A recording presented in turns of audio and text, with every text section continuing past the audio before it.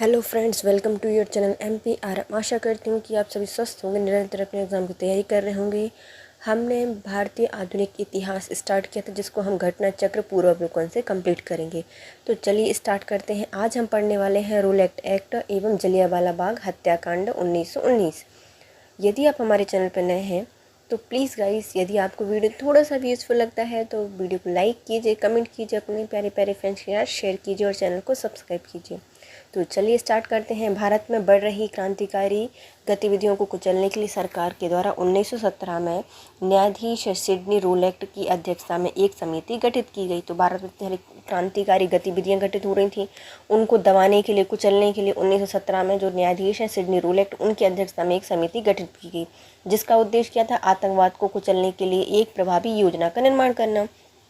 इनके सुझाव पर मार्च 1919 में पारित विधेयक रोलेक्ट एक्ट के नाम से जाना गया। जो कौन थे? न्यायाधीश सिडनी रोलेक्ट थे। यह जो हमारी क्रांतिकारी गतिविधियाँ हो रही हैं उनको कुचलने के लिए इन्होंने एक समिति बनाई इनकी अध्यक्षता में, और इनके द्वारा एक विधेयक लाया गया जिसे कहा जाता है रोलेक्ट एक्ट। कब आया है? मार्च 1919 को आया है। रोलेक्ट अधिनियम के द्वारा अंग्रेजी सरकार जिसे चाहे जब चाहे बिना मुकदमे चलाए जेल में बंद कर सकती थी। तो क्या कर सकती है? रोलेक्ट एक्ट भैया रोल करके बिल्कुल जेल में डाल देगी। तो बिना मुकदमा चाहे कभी भी उठाएगी, बिना कोई रीज़न के जेल में बंद कर सकती थी। इसलिए इस कानून को बिना वकील, बिना अपील, बिना दलील का कानून कहा गया। तो क्योंकि भैया कोई भी वकील नहीं कर सकते, अपील नहीं कर सकते, और कोई भी ऐसा कानून नहीं था, इसके लिए इसको क्या कहा गया? बिना वकील, बिना अपील और बिना दलील का कानून कहा गया। लॉर्ड चैम्सफोर्ड 1916 से 1921 तक में रहे हैं, और इनके कार्यकाल में ही 1919 का रोलेक्ट एक्ट पारित हुआ था। किनके कार्यकाल में हुआ है? तो जो लॉर्ड हैं चैम्सफोर्ड 1916 से 1921 के, इनका कार्यकाल के बीच में 1919 में रोलेक्ट एक्ट पारित हुआ। अखिल भारतीय राजनीति में गांधी जी का पहला साहसिक कदम रोलेक्ट एक्ट के विरोध में वर्ष 1919 में प्रारंभ सत्याग्रह था। अभी तक गांधी जी छोटे छोटे से गेम खेल रहे थे, अब क्या हो गया? एक साहसिक कदम उठाया गया है रोलेक्ट एक्ट के विरोध में 1919 में गांधी जी के द्वारा। गांधी जी ने रोलेक्ट सत्याग्रह के लिए 3 राजनीतिक मंचों का उपयोग किया था। तो इन्होंने 3 राजनीतिक मंच बनाए। पहले थे होम रूल लीग, खिलाफत आंदोलन और सत्याग्रह सभा। तो होम में खिलाफत करो, सत्याग्रह के आग्रह थे। तो होम रूल लीग, खिलाफत आंदोलन और सत्याग्रह सभा, इनके द्वारा 3 राजनीतिक मंचों का उपयोग किया था रोलेक्ट एक्ट के विरोध में गांधी जी के द्वारा। पंजाब के 2 लोकप्रिय नेता डॉक्टर सिफरुद्दीन कुचलू और डॉक्टर सत्यपाल मलिक की गिरफ्तारी एवं ब्रिटिश दमन का विरोध करने के लिए 13 अप्रैल 1919 को बैसाखी के दिन अमृतसर जलियांवाला बाग में एक सार्वजनिक सभा बुलाई गई। तो पंजाब के 2 लोकप्रिय नेता थे डॉक्टर सिफरुद्दीन कुचलू और डॉक्टर सत्यपाल, इनको गिरफ्तार कर लिया गया अंग्रेजों के द्वारा बिना कोई रीज़न के। अब जनता के लोकप्रिय थे नेता थे, उन्होंने 13 अप्रैल 1919 को बैसाखी के दिन अमृतसर में जो जलियांवाला बाग है वहाँ पर एक शांति सार्वजनिक सभा बुलाई। जनरल रेगिनेड एडवर्ड हेनरी डायड ने निहत्थे शांतिपूर्ण भीड़ पर गोली चलाकर लगभग 1000 लोग, हंटर कमीशन के अनुसार सिर्फ 379 की हत्या करवाई थी। तो किसके द्वारा कराई गई है? तो उस समय वहाँ का जो जनरल था रेगिनेड एडवर्ड हेनरी डायर, उसके द्वारा जो निहत्थे शांतिपूर्ण भीड़ थी उस पर गोली चलवा दी गई, लगभग 1000 लोगों की हत्या कर दी गई। लेकिन हंटर कमीशन बना, उसने कहा कि नहीं, सिर्फ 379 लोगों की ही जान गई है। 13 अप्रैल 1919 को जलियांवाला बाग नरसंहार को हृदय विदारक घटना के बाद रविन्द्रनाथ टैगोर ने ब्रिटिश सरकार द्वारा प्रदान की गई नाइट की उपाधि को लौटा दिया था। यह इतना बड़ा नरसंहार था कि पूरी जनता, पूरे नेता, हर कोई इससे प्रभावित हुआ था। रविन्द्रनाथ टैगोर के द्वारा जो ये जलियांवाला बाग नरसंहार हुआ, इसके विरोध में ब्रिटिश सरकार के द्वारा दी गई उनको नाइट की उपाधि थी, वह त्याग दी थी। जलियांवाला हत्याकांड के विरोध में शंकर नायर ने वायसराय की कार्यकारिणी से इस्तीफा दे दिया था। जो शंकर नायर हैं, इनके द्वारा जलियांवाला बाग हत्याकांड के विरोध में वायसराय की कार्यकारिणी से इस्तीफा दे दिया गया। जलियांवाला बाग हत्याकांड 13 अप्रैल 1919 की जांच हेतु ब्रिटिश सरकार ने हंटर कमीशन का गठन किया था। तो क्या बना है? हंटर कमीशन बना है। किसके लिए बना है? जलियांवाला बाग हत्याकांड 1919 की जांच करने के लिए बनाया गया था, अंग्रेजों के द्वारा। के देखते हैं कितने लोगों की मृत्यु हुई है। तो इसके लिए हंटर कमीशन का गठन किया गया था। इस कमीशन में C.H. सीतलवाड़, पंडित जगत नारायण और सुल्तान अहमद खान भारतीय सदस्य थे। तो भैया इन्होंने, यदि खुद करते तो बात अलग थी, इन्होंने क्या किया, बिल्कुल लोगों को शीतलता प्रदान करने के लिए जगत में अहम थी जो उस समय, है ना। तो सीतलवाड़, पंडित जगत नारायण और सुल्तान अहमद खान भारतीय सदस्य इस कमीशन में शामिल कर लिए गए। कमीशन ने वर्ष 1920 में अपनी रिपोर्ट प्रस्तुत की। इसमें इस दुर्घटना के लिए सरकार को दोषी नहीं बताया गया। भले 3 लोगों को ले लिया था लेकिन उनकी बात सुनी नहीं गई और जो सरकार थी उसको इस घटना में दोषी नहीं बताया गया। कहा गया था कि उपद्रव क्रांति का रूप ग्रहण कर लेता।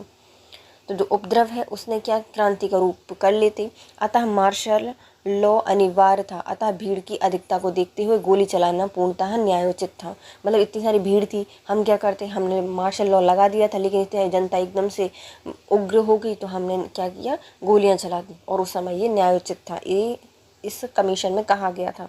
साथ ही हंटर कमीशन ने डायर के इस कार्य को केवल निर्णय लेने की भूल बताया था। तो ये जो डायर था, इसके जो निर्णय लेने में सिर्फ भूल हुई और ऐसी कोई गलती नहीं की है। जनरल डायर को इसके अपराध के लिए नौकरी से हटाना पड़ा, किंतु विक्तानी खबरों में इस ब्रिटिश साम्राज्य का रक्षक वितानी लॉर्ड सभा ने इसे ब्रिटिश साम्राज्य का शेर कहा है। तो इसको हटा दिया गया। इस कृत्य के बाद नौकरी से हाथ गंवाना पड़ा, लेकिन किंतु बितानी अखबार है इसके द्वारा इसको ब्रिटिश साम्राज्य का रक्षक, बितानी लॉर्ड सभा के द्वारा इसको ब्रिटिश साम्राज्य का शेर कहा गया था। सरकार ने इनकी सेवाओं के लिए इसे मान की तलवार भी उपाधि दी थी। मतलब इतने सारे उपहार दिए जा रहे थे, सारे टैग दिए जा रहे हैं, तो सरकार ने इसको सेवा करने के लिए क्या दी थी, मान की तलवार भी दी थी। मार्च 1940 में पंजाब के एक क्रांतिकारी नेता ऊधम सिंह ने जलियांवाला बाग के नरसंहार का बदला लेने के लिए इस हत्याकांड के समय वहाँ के जो लेफ्टिनेंट जनरल रहे माइकल ओ डायर की लंदन में हत्या कर दी थी। मतलब भगवान बदला लेता है। मार्च 1940 में क्या हुआ, हमारे पंजाब के क्रांतिकारी नेता थे ऊधम सिंह, वह जलियांवाला बाग हत्याकांड कि उस समय जो पंजाब के लेफ्टिनेंट गवर्नर थे माइकल ओ डायर, उनकी लंदन में हत्या कर दी। इसके लिए उन्हें गिरफ्तार करके मृत्यु दंड दे दिया गया।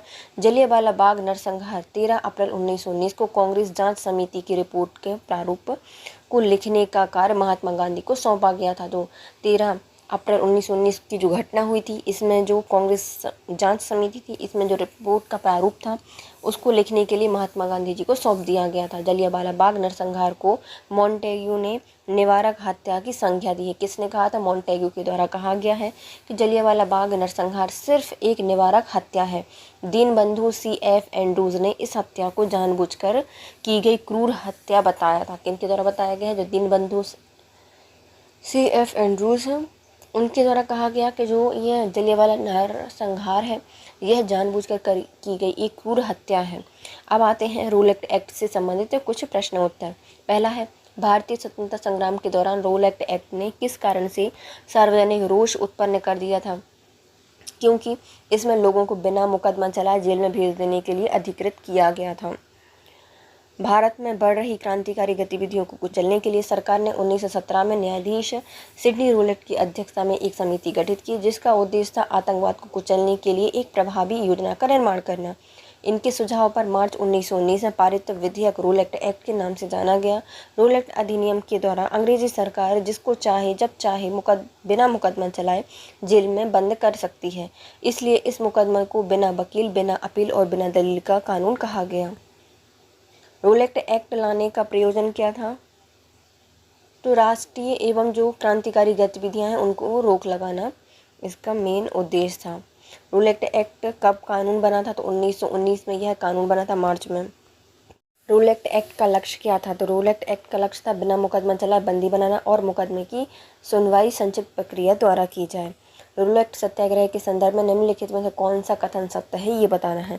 रोल एक्ट अधिनियम सेडिशन कमीशन की या कमेटी की सिफारिश पर बनाया गया था, तो ये सही है। जो सिडनी रूल एक्ट थे इनकी अध्यक्षता में एक कमेटी बनाई गई थी जो कि रोल एक्ट अधिनियम को पारित कराने में सफल रही थी।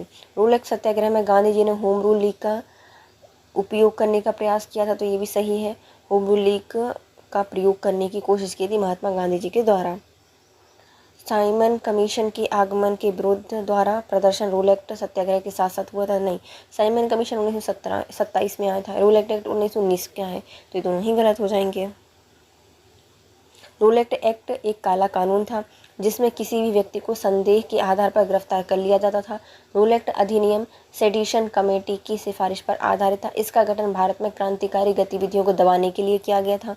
1919 में जब गांधी जी ने रूल एक्ट के खिलाफ में सत्याग्रह की अपील की तो वे लोग इसमें शामिल हो गए जिन्होंने होम रूल लीग में राजनीतिक रूप से जागरूक बनाया था। साइमन आयोग भारत में 3 फरवरी 1928 को पहुंचा था। इसके विरोध में सभी प्रमुख नगरों और कस्बों में हड़ताल रही थी। साइमन वापस जाओ के नारे भी लगाकर इसका स्वागत किया गया था। जब रूल एक्ट पारित हुआ उस समय भारत के वायसराय थे हमारे लॉर्ड चैम्सफोर्ड। लॉर्ड चैम्सफोर्ड के द्वारा 1916 से 1921 के मध्य में भारत के वायसराय रहे हैं। इनके कार्यकाल में ही 1919 में रूल एक्ट पारित किया गया था। रूल एक्ट किस वायसराय के समय पारित हुआ है, तो इनका नाम है लॉर्ड चैम्सफोर्ड। रूल एक्ट का भारतीय राष्ट्रीय कांग्रेस ने विरोध किया था क्योंकि इसका लक्ष्य क्या था, व्यक्तिगत स्वतंत्रता को सीमित करना इसका लक्ष्य था, इसलिए इसका विरोध किया गया था। मार्च 1919 में केंद्रीय विधान परिषद के पास हुए विधेयक रूल एक्ट के नाम से जाना गया। इसके अनुसार अंग्रेजी सरकार जिसको चाहे जब चाहे बिना मुकदमा चलाए जेलबंद रख सकती है। इस कानून द्वारा व्यक्तिगत स्वतंत्रता को सीमित किया गया था। अखिल भारतीय राजनीति में गांधी जी का पहला साहसिक कदम क्या था, तो रूल एक्ट सत्याग्रह। अखिल भारतीय राजनीति में महात्मा गांधी जी का पहला साहसिक कदम रूल एक्ट के विरुद्ध में 1919 में प्रारंभ सत्याग्रह था। गांधी जी ने रूल एक्ट सत्याग्रह के 3 राजनीतिक मंचों का प्रयोग किया था जिसमें आते हैं होम रूल लीग, खिलाफत एवं सत्याग्रह सभा। उल्लेखनीय है कि इससे पूर्व चंपारण, खेड़ा, अहमदाबाद आंदोलन में गांधी जी की आंदोलन क्षेत्र विशेष से जुड़े हुए थे। रूल एक्ट के विरोध में किसने लगान ना देने का आंदोलन चलाने का सुझाव दिया था, मतलब लगान ना दो, तो यह स्वामी श्रद्धानंद जी के द्वारा कहा गया था। रूल एक्ट को बिना वकील, बिना अपील, बिना दलील का कानून, काला कानून कहा जाता है। इसके तहत ब्रिटिश सरकार किसी भी व्यक्ति को बिना किसी कारण बताए गिरफ्तार कर सकती थी। इसके विरोध में स्वामी श्रद्धानंद जी ने लगान ना देने का आंदोलन चलाने का सुझाव दिया था।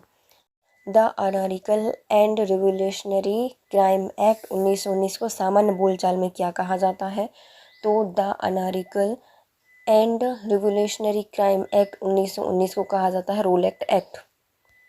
The anarchical and revolutionary crime act 1919 को सामान्य बोलचाल में रूल एक्ट कहा जाता है। यह एक्ट न्यायाधीश सिडनी रूल एक्ट की अध्यक्षता में गठित समिति के सुझाव के आधार पर पारित किया गया था। कौन सी महत्वपूर्ण घटना जलियांवाला बाग नरसंहार के तुरंत पूर्व घटित हुई थी, तो इसके बाद रूल एक्ट बना था। इसके पहले जलियांवाला नरसंहार के पहले रूल एक्ट पारित हुआ था। रूल एक्ट मार्च 1919 में लागू किया गया था जिसके विरोध में गांधी जी ने 6 अप्रैल 1919 को देशव्यापी हड़ताल का आयोजन कराया था। जलियांवाला बाग अमृतसर में 13 अप्रैल 1919 को शांतिपूर्ण जनसभा में जनरल डायर ने नरसंहार कराया था। असहयोग आंदोलन वर्ष 1920 में, सांप्रदायिक अवार्ड वर्ष 1932 में और साइमन कमीशन का भारत आना 1928 की घटना है। जलियांवाला बाग हत्याकांड कब हुई है, 13 अप्रैल 1919 को घटित हुई है। जलियांवाला बाग नरसंहार किस गांधीवादी सत्याग्रह से संबंधित था, तो यह था रूल एक्ट सत्याग्रह से। वर्ष 1919 में भारतीय इतिहास से संबंधित है जलियांवाला बाग त्रासदी से। जलियांवाला बाग कत्लेआम किस शहर में हुआ था, तो अमृतसर में हुआ था। जनरल डायर का नाम किस घटना से जुड़ा हुआ है, तो 1919 में जलियांवाला बाग हत्याकांड से। काफ़ी संख्या में लोग अमृतसर के जलियांवाला बाग में 13 अप्रैल 1919 को एकत्रित हुई थी। किसकी गिरफ्तारी के विरोध में थी, तो यह डॉक्टर शिफरुद्दीन किचलू और डॉक्टर सत्यपाल की गिरफ्तारी के लिए। पंजाब के 2 लोकप्रिय नेता डॉक्टर सैफुद्दीन किचलू और डॉक्टर सत्यपाल मलिक की गिरफ्तारी पर ब्रिटिश दमन का विरोध करने के लिए 13 अप्रैल 1919 को बैसाखी के दिन अमृतसर के जलियांवाला बाग में एक सार्वजनिक सभा बुलाई गई, जहां पर general regiment Edward Henry Dyer ने निहत्थे शांतिपूर्ण भीड़ पर गोलियां चलवा दी और लगभग 1000 लोगों की हत्या करवाई, जबकि सरकारी रिपोर्ट के अनुसार यह 379 लोग ही मारे गए थे। 13 अप्रैल 1919 को जलियांवाला बाग नरसंहार की हृदय विदारक घटना के बाद रविन्द्रनाथ टैगोर ने ब्रिटिश सरकार के द्वारा दी गई नाइट की उपाधि त्याग दी थी और शंकर नायर के द्वारा वायसराय की कार्यकारिणी से इस्तीफा दे दिया गया था। जलियांवाला बाग में प्रदर्शन करने के लिए क्यों लोग जमा हुए थे, तो क्योंकि जो पंजाब के प्रमुख नेता थे सैफुद्दीन किचलू और सत्यपाल मलिक की बंदी बनाने के विरोध में प्रदर्शन करने के लिए। 3 मई 1919 को अपना अलंकरण भारत सरकार को लौटाने वाले व्यक्ति कौन थे, तो इनका नाम है रविन्द्रनाथ टैगोर। 13 अप्रैल 1919 को जलियांवाला बाग नरसंहार की हृदय विदारक घटना के बाद रविन्द्रनाथ टैगोर ने 30 मई ब्रिटिश सरकार द्वारा प्रदान की गई नाइट की उपाधि लौटा दी।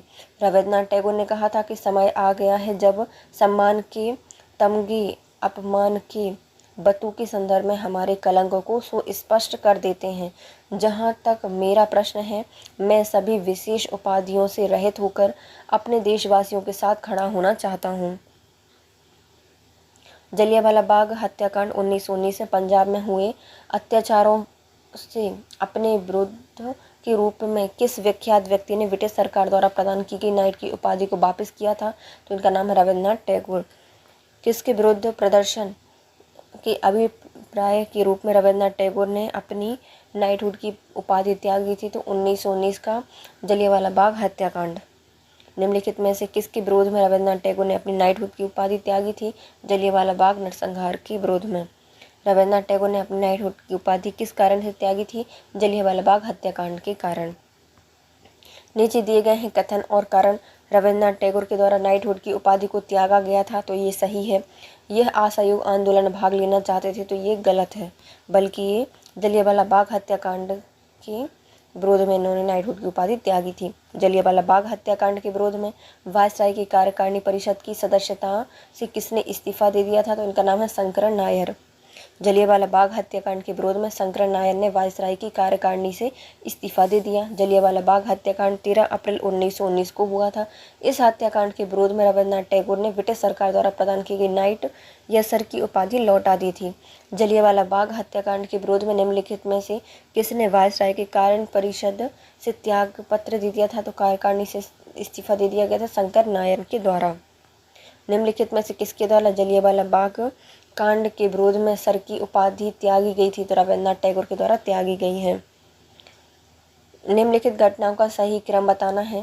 पहले आता है जलियांवाला बाग नरसंहार, सत्यपाल मलिक की बंदी बनाना, 1919 का अमृतसर कांग्रेस का अधिवेशन। नहीं, तो इसमें 3 घटनाएं हैं। तो पहले आती है क्या हुआ है। पहले क्या हुआ होगा, डॉक्टर सत्यपाल जी को बंदी बनाया गया। फिर उसके बाद हुआ जलियांवाला बाग नरसंहार और उसके बाद 1919 का अमृतसर कांग्रेस का अधिवेशन आयोजित किया गया था।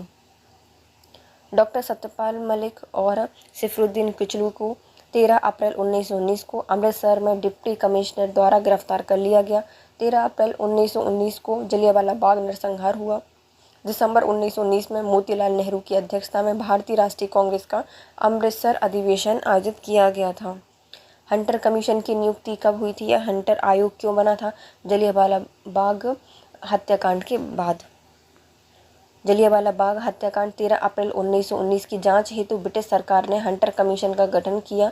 कमीशन ने मार्च 1920 में अपनी रिपोर्ट प्रस्तुत की, जिसमें इस घटना के लिए सरकार को दोषी नहीं बताया गया। कहा गया था कि उपद्रव क्रांति का रूप ग्रहण कर लेते, अतः मार्शल लॉ अनिवार्य था और भीड़ की अधिकता के कारण उसको देखते हुए गोली चलाना पूर्णतः न्यायोचित था।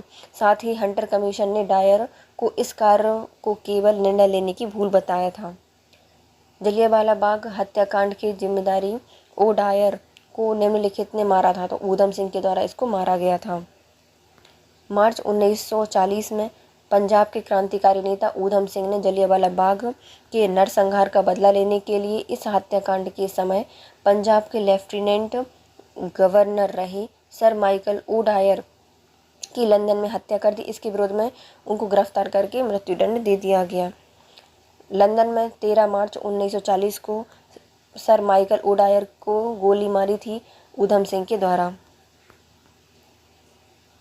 ऊधम सिंह ने लंदन में मारा था किसको? सर माइकल ओडायर को। जलियांवाला बाग नरसंहार पर कांग्रेस जांच समिति की रिपोर्ट का प्रारूप किसके द्वारा लिखा गया था? तो यह महात्मा गांधी जी के द्वारा लिखा गया था। जलियांवाला बाग नरसंहार 13 अप्रैल 1919 को कांग्रेस जांच समिति की रिपोर्ट के प्रारूप को लिखने का कार्य महात्मा गांधी जी को सौंपा गया था। अपने प्रारंभिक उत्तर पत्रक में लोक सेवा आयोग ने विकल्प बी चुना होगा, लेकिन संशोधित करके इसको फिर से निरस्त कर दिया गया।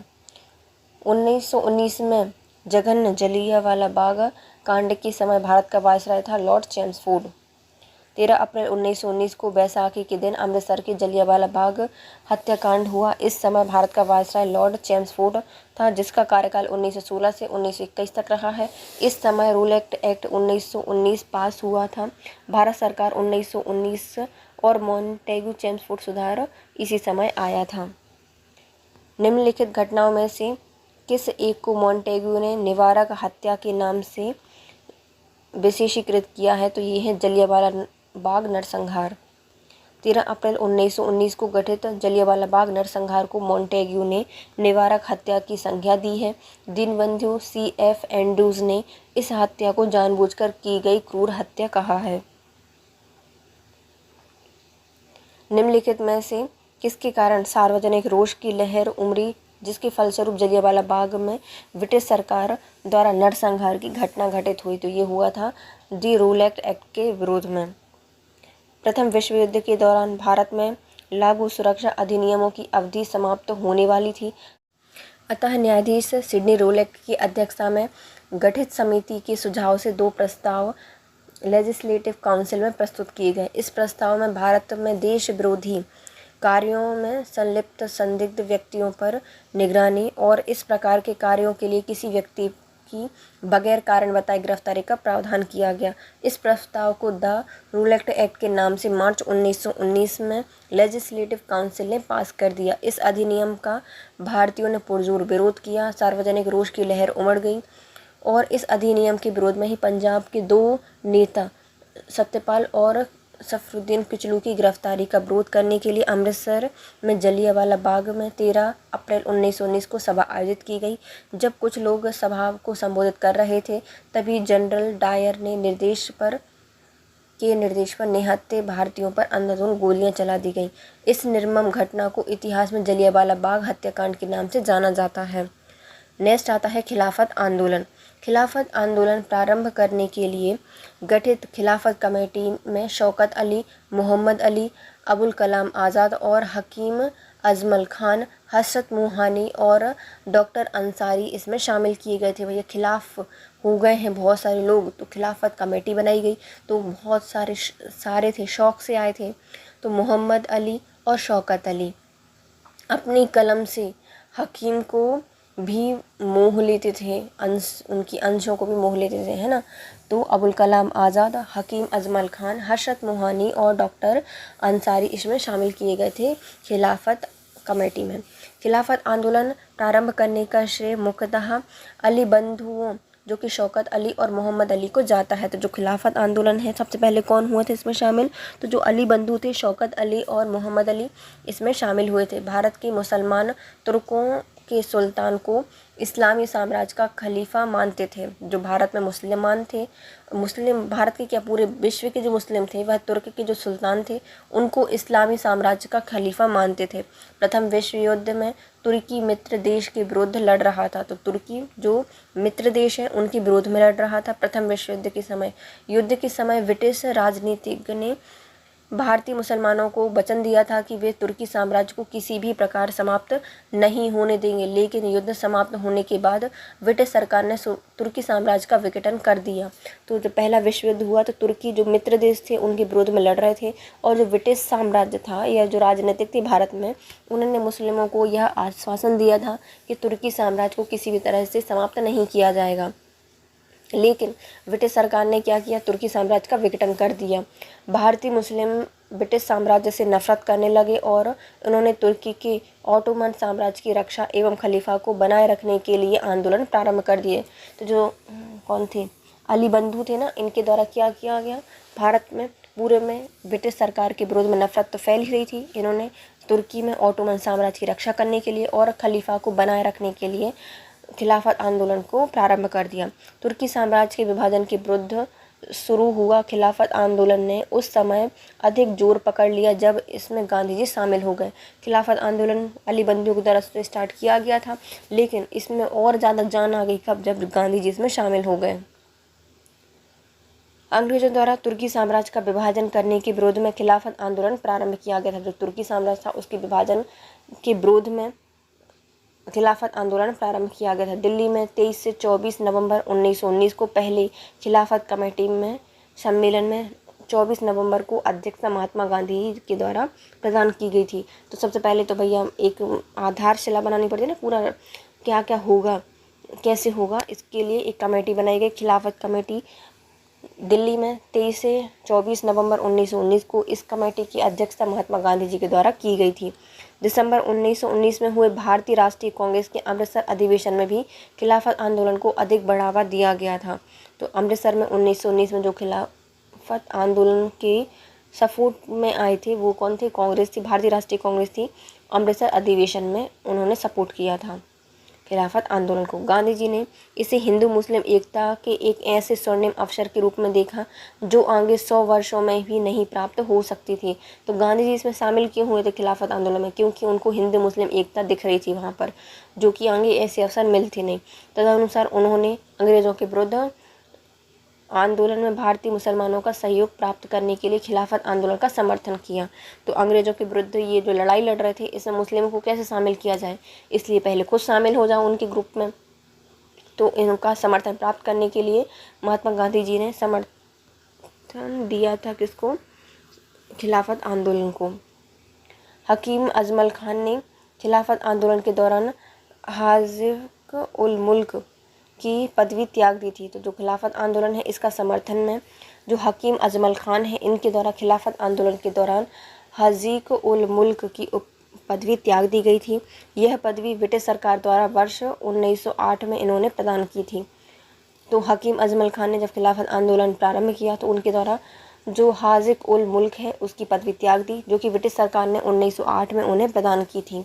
मोहम्मद अली जिन्ना जब वे राष्ट्रवादी थे, खिलाफत आंदोलन को देश की स्वतंत्रता के आंदोलन से जोड़ने के विरोधी थे। तो जो मोहम्मद अली जिन्ना है, इनके द्वारा जो खिलाफत आंदोलन है उसको स्वतंत्रता आंदोलन के साथ जोड़ने के विरोधी थे।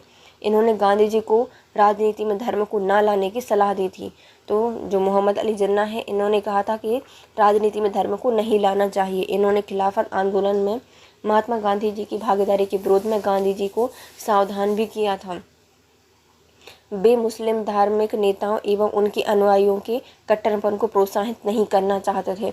मोहम्मद अली जिन्ना है वो राजनीति में धर्म को नहीं लाना चाहते थे, इसलिए उन्होंने गांधी जी को सावधान किया था पहले, और वो जो मुस्लिम हैं उनके कट्टरपन के और प्रोत्साहित नहीं करना चाहते थे। मौलाना मोहम्मद अली, शौकत अली, अबुल कलाम आज़ाद, हकीम अजमल खान और हजरत मोहानी खिलाफत आंदोलन में गांधी जी के प्रमुख सहयोगी बने थे। मतलब गांधी जी खुद अकेले नहीं आए हैं, बल्कि मोहम्मद अली जो कि मौलाना मोहम्मद अली हैं, शौकत अली, अबुल कलाम आज़ाद, हकीम अजमल खान और हजरत मोहानी को भी अपने साथ लेकर आए हैं। सितंबर 1920 में कलकत्ता में हुए कांग्रेस के अधिवेशन का मुख्य मुद्दा जलियांवाला बाग कांड और खिलाफत आंदोलन था। तो 1919 में भी खिलाफत आंदोलन और जलियांवाला बाग हत्याकांड प्रमुख केंद्र बने थे। ऐसे ही 1920 में जो कलकत्ता अधिवेशन हुआ कांग्रेस का, उसमें भी जलियांवाला बाग कांड और खिलाफत आंदोलन प्रमुख केंद्र बने रहे हैं। खिलाफत आंदोलन में मदन मोहन मालवीय जी सम्मिलित नहीं हुए थे। मदन मोहन मालवीय जी बिल्कुल एकदम अडिग रहे और उन्होंने बोला कि हम नहीं जाएंगे खिलाफत आंदोलन में, तो वो उसमें शामिल नहीं हुए थे। इन्होंने इस आंदोलन में कांग्रेस की भागीदारी का भी विरोध किया था। ये भी नहीं चाहते थे कि कांग्रेस भी इसमें जाए या सपोर्ट करे इसको। सितंबर 1919 में अखिल भारतीय खिलाफत कमेटी का गठन कर दिया गया। कब हुआ है? सितंबर 1919 को अखिल भारतीय खिलाफत कमेटी का गठन कर दिया गया। अब आते हैं खिलाफत आंदोलन से संबंधित कुछ प्रश्न उत्तर। निम्नलिखित में से किसने खिलाफत आंदोलन का प्रारंभ किया था? नीचे दिए गए बताने हैं। तो इसमें अली बंधु थे, तो शौकत अली और मोहम्मद अली। 2, खिलाफत आंदोलन भारत के मुख्यतः मुसलमानों द्वारा चलाया गया एक राजनीतिक धार्मिक आंदोलन था। इस आंदोलन का उद्देश्य तुर्की में खिलाफत के पद की पुनः स्थापना करने के लिए अंग्रेजों पर दबाव बनाना था। खिलाफत आंदोलन प्रारंभ करने के लिए गठित खिलाफत कमेटी में शौकत अली, मोहम्मद अली, अबुल कलाम आज़ाद, हकीम अजमल खान, हजरत मोहानी, डॉक्टर अंसारी शामिल थे। तथापि खिलाफत आंदोलन प्रारंभ करने का श्रेय मुख्यतः अली बंधु, शौकत अली और मोहम्मद अली को दिया जाता है। हाजी शरीयतुल्लाह 19वीं शताब्दी में फराइजी आंदोलन के संस्थापक रहे थे।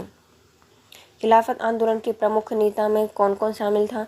तो मौलाना मोहम्मद अली और शौकत अली। खिलाफत आंदोलन के प्रमुख उद्देश्य निम्नलिखित में से कौन कौन थे? तो इसमें था भारत में मुसलमानों में ब्रिटिश विरोधी भावना उत्पन्न करना, तो पहला सही है। मुस्लिम समाज का सुधार नहीं था। पृथक निर्वाचन मंडल की मांग नहीं था। ऑटोमन साम्राज्य की रक्षा एवं खिलाफत का संरक्षण, ये दोनों ही थे। भारत में मुस्लिम तुर्कों के सुल्तान को इस्लामी साम्राज्य का खलीफा मानते थे। प्रथम विश्व युद्ध में तुर्की मित्र देश के विरुद्ध लड़ रहा था और उस समय ब्रिटिश राजनीतिज्ञों ने भारतीय मुसलमानों को वचन दिया था कि वह तुर्की साम्राज्य को किसी प्रकार से समाप्त नहीं होने देंगे, किंतु युद्ध समाप्त होने के बाद ब्रिटिश सरकार ने तुर्की साम्राज्य का विघटन कर दिया। भारतीय मुसलमान ब्रिटिश साम्राज्य से नफरत करने लगे और उन्होंने तुर्की के ऑटोमन साम्राज्य की रक्षा करने और खिलाफत को बनाए रखने के लिए आंदोलन प्रारंभ किया। तुर्की साम्राज्य के विभाजन के विरोध शुरू हो गए और खिलाफत आंदोलन ने उस समय अधिक जोर पकड़ लिया जब इसमें गांधी जी शामिल हुए। वर्ष 1919 में अखिल भारतीय खिलाफत सम्मेलन के अध्यक्ष कौन थे? तो ये थे महात्मा गांधी। अंग्रेजों द्वारा तुर्की साम्राज्य का विभाजन करने के विरोध में खिलाफत आंदोलन प्रारंभ हुआ। दिल्ली में 23 से 24 नवंबर 1919 को होने वाली खिलाफत कमेटी में सम्मेलन में 24 नवंबर को अध्यक्षता महात्मा गांधी द्वारा की गई। दिसंबर 1919 में हुए भारतीय राष्ट्रीय कांग्रेस अमृतसर अधिवेशन में खिलाफत आंदोलन को और अधिक बढ़ावा दिया गया। गांधी जी ने इसे हिंदू मुस्लिम एकता के रूप में एक स्वर्णिम अवसर के रूप में देखा, आगे 200 वर्षों में नहीं हो सकता। तथा अनुसार इन्होंने अंग्रेजों के विरुद्ध आंदोलन में भारतीय मुसलमानों का सहयोग प्राप्त करने के लिए खिलाफत आंदोलन का समर्थन किया था। महात्मा गांधी जी ने खिलाफत आंदोलन का समर्थन क्यों किया था? क्योंकि गांधी जी ने अंग्रेजों के खिलाफ अपने आंदोलन में मुसलमानों का सहयोग प्राप्त करना चाहते थे। खिलाफत आंदोलन को समर्थन दिया गया था महात्मा गांधी जी के द्वारा। किसने खिलाफत आंदोलन को हिंदू मुस्लिम की एकता के रूप में अवसर के रूप में देखा था? तो ये है हमारे महात्मा गांधी। निम्नलिखित में से किस एक ने खिलाफत आंदोलन के दौरान हकीम उल मुल्क की उपाधि त्याग दी थी? तो ये है हकीम अजमल खान के द्वारा। हकीम अजमल खान के द्वारा खिलाफत आंदोलन के दौरान हाजिक उल मुल्क की पदवी त्याग दी थी। यह पदवी ब्रिटिश सरकार द्वारा 1908 में दी गई थी। गांधी जी को किसने सावधान किया था कि मुस्लिम धार्मिक नेताओं और उनके अनुयायियों के कट्टरपन को प्रोत्साहन न दें? ये कहा गया था मोहम्मद अली जिन्ना के द्वारा। मोहम्मद अली जिन्ना जब वे राष्ट्रवादी नेता थे तब उन्होंने खिलाफत आंदोलन को देश की स्वतंत्रता के आंदोलन से जोड़ने का विरोध किया था। इन्होंने महात्मा गांधी जी को राजनीति में धर्म न लाने की सलाह दी थी। इन्होंने खिलाफत आंदोलन में गांधी जी की भागीदारी के विरोध में गांधी जी को सावधान किया था, क्योंकि वे मुस्लिम धार्मिक नेताओं और उनके अनुयायियों के कट्टरपन को प्रोत्साहित नहीं करना चाहते थे।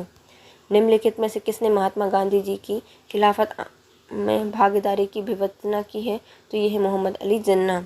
मोहम्मद अली जिन्ना महात्मा गांधी जी के धार्मिक नेता द्वारा प्रारंभ खिलाफत आंदोलन में भागीदारी को रोकते थे, विरोध करते थे, जबकि मौलाना मोहम्मद अली, शौकत अली, अबुल कलाम आज़ाद, हकीम अजमल खान और हशरत मोहानी खिलाफत आंदोलन में गांधी जी के प्रमुख सहयोगी थे। निम्नलिखित में से खिलाफत आंदोलन का परिणाम कौन था? आंदोलन का परिणाम था हिंदू मुस्लिम में मतभेदों में कमी आई। महात्मा गांधी जी ने खिलाफत आंदोलन में हिंदू मुस्लिम एकता का एक सुनहरा अवसर जाना। इस आंदोलन का परिणाम हिंदू मुस्लिम एकता के रूप में सामने आया। तुर्कों के प्रश्न पर ब्रिटिश के प्रति आक्रोश ने मुसलमानों को हिंदुओं के समीप ला दिया। वह व्यक्ति जिसने 4 अप्रैल 1919 को दिल्ली की जामा मस्जिद में प्रवचन मंच से हिंदू मुस्लिम एकता पर भाषण दिए थे, उनका नाम है स्वामी श्रद्धानंद जी। 4 अप्रैल 1919 को दिल्ली की जामा मस्जिद में प्रवचन मंच से स्वामी श्रद्धानंद जी के द्वारा हिंदू मुस्लिम एकता पर लगभग 30,000 मुसलमानों के समक्ष भाषण दिया गया था। कांग्रेस ने खिलाफत आंदोलन का समर्थन किया था, मुख्यतः खलीफा की पुनर्स्थापना करने के लिए, खलीफा को हटाने के लिए, नई मुस्लिमों की सहानुभूति प्राप्त करने के लिए। कांग्रेस ने खिलाफत आंदोलन का समर्थन खलीफा की पुनर्स्थापना करने के लिए, मुसलमानों की सहानुभूति प्राप्त करने के लिए और गांधी जी के अनुसार यह हिंदू मुस्लिम एकता के स्वर्णिम अवसर के रूप में था। इन्होंने लिखा है कि जब मुसलमानों के महत्वपूर्ण हित खतरे में हों, तब यदि हिंदू उनसे दूर रहें तो हिंदू मुस्लिम एकता के बारे में कांग्रेस का कोई अर्थ नहीं रहेगा। निम्नलिखित में से किस भारतीय नेता ने खिलाफत आंदोलन का समर्थन नहीं किया था? तो ये हैं मदन मोहन मालवीय जी। सितंबर 1920 में कलकत्ता में हुए कांग्रेस के अधिवेशन का मुख्य मुद्दा जलियांवाला बाग कांड एवं खिलाफत आंदोलन था। खिलाफत आंदोलन में मदन मोहन मालवीय जी सम्मिलित नहीं हुए थे। इन्होंने इस आंदोलन में कांग्रेस की भागीदारी का विरोध किया था। सितंबर 1919 में अखिल भारतीय खिलाफत कमेटी का गठन किया गया था। वर्ष 1920 में खिलाफत कमेटी की सभा, जिसमें गांधी जी असहयोग आंदोलन के नेतृत्व को संभालने का अनुरोध किया गया था, किस शहर में आयोजित हुआ था? तो इलाहाबाद में आयोजित किया गया था। गांधी जी ने वर्ष 1920 में खिलाफत कमेटी को अंग्रेजी हुकूमत के खिलाफ असहयोग आंदोलन छेड़ने की सलाह दी। जून 1920 में खिलाफत आंदोलन ने इलाहाबाद में इस सलाह को स्वीकार किया। गांधी जी ने इस आंदोलन की अगुवाई करने का अधिकार गांधी जी को सौंपा गया था। सितंबर 1920 में कलकत्ता के विशेष अधिवेशन में लाला लाजपत राय की अध्यक्षता में असहयोग आंदोलन का प्रस्ताव स्वीकार कर लिया गया। इस मिसाल में हमें मुसलमानों को हिंदुओं से भिड़ना नहीं पाए। निम्नलिखित में से किसकी घटना हमें ऐसी चंद के कथन का संबंध है? तो इस मिसाल में हम हिंदुओं को मुसलमानों से भिड़ा नहीं पाए, यह कहा गया था ऐसी चंद के द्वारा। और ये खिलाफत आंदोलन और असहयोग आंदोलन 1919 और 1922 में कहा गया था। ऐसी चंद की युक्त टिप्पणी खिलाफत और असहयोग आंदोलन 1919 से 1922 के संदर्भ में है। ध्यानतलब है कि तुर्की के प्रश्न पर ब्रिटेन के प्रति आक्रोश ने मुसलमानों को हिंदुओं के समीप ला दिया था। मोहम्मद अली ने घोषणा की थी कि वह मुसलमान पहले है और भारतीय बाद में। वर्ष 1921 का मोपला आंदोलन शाखा थी, कहाँ की? तो खिलाफत आंदोलन की शाखा थी। केरल प्रांत के मालाबार जिले के मोपला किस्तकारों के आंदोलन मुख्यतः लगान और बेदखली को लेकर थे। तो किसके द्वारा? मोपला काश्तकारों के आंदोलन मुख्यतः लगान और बेदखली को लेकर थे। जमींदार जब चाहे उन्हें भूमि से बेदखल कर देते थे, जब चाहे मनमाना लगान वसूलते थे। दूसरी ओर वहाँ खिलाफत आंदोलन भी अपनी जड़ें जमाता जा रहा था। हालात ये हो गए कि खिलाफत आंदोलन और काश्तकारों की बैठक में फ़र्क करना मुश्किल हो गया था। इन दोनों ही आंदोलन एक दूसरे को सौंपे गए थे या समा गए थे, एक दूसरे में ही समा गए थे। इसके साथ आज का वीडियो होता है complete guys. If you like my video please share, subscribe and comment. Thank you so much guys, have a nice day.